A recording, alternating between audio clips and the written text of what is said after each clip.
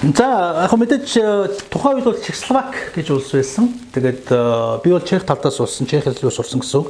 Гэсэн хэдий ч гэсэн хөгжим дуртай учраас Словакийн их олон уран бүтээлч нар байдаг байсан. Тэгээд Мирослав Жбирка гэдэг уран бүтээлчин Белый Квет гэдэг энэ дуу их алдартай. Тэгээд сонноос энэ дууг хамгийн анх 87 онд манай Эрос Ариуна дуулж исэн.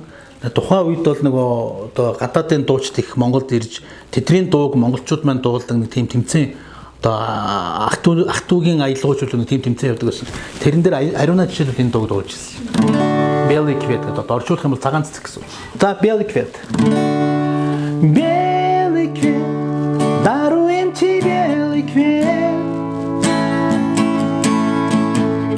Белый Квет, может тихо заведет. Белый Квет, остатки в кинесе.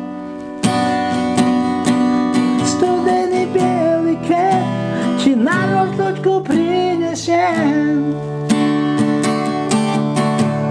Так се приправ на живот с ним, приправ на живот с ним. Прежие с ним можно пар зим, можно пар долгих зим. На светлое встючку смог. Niechęci smutnych flow. Tak se pripraw na żywo z nim, pripraw na żywo z nim. Белый квет, даруję ci белый квет. Белый квет, последний wiatr gnie. Белый квет, dlouhá ruka smutku v ňou.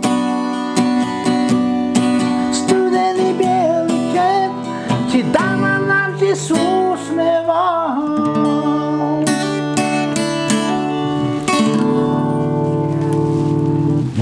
За хамгийн хотчод мэдээж рок дуртай юм чинь тухайн улсын хамгийн рок хамтлаг нь юу вэ гэж судалж үзсэн. Тэгэхээр Олимпик гэдэг одоо монголоор бол соёл эрдэнэс хамтлаг гэсэн үг шүү.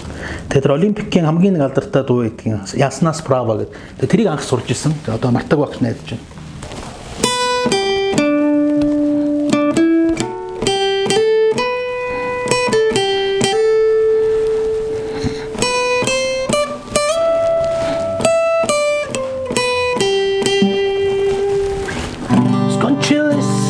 Ясна справа, прочо тебе закопавам дал.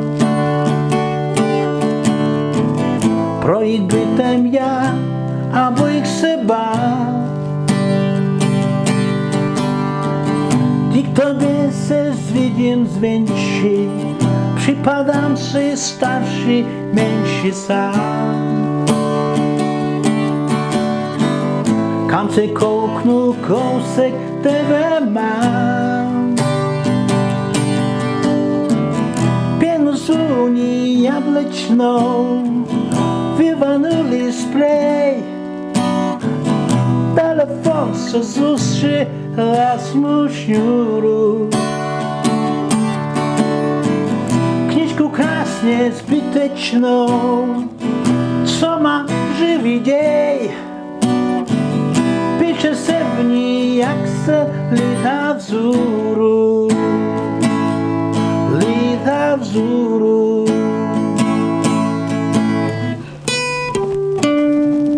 Rád, když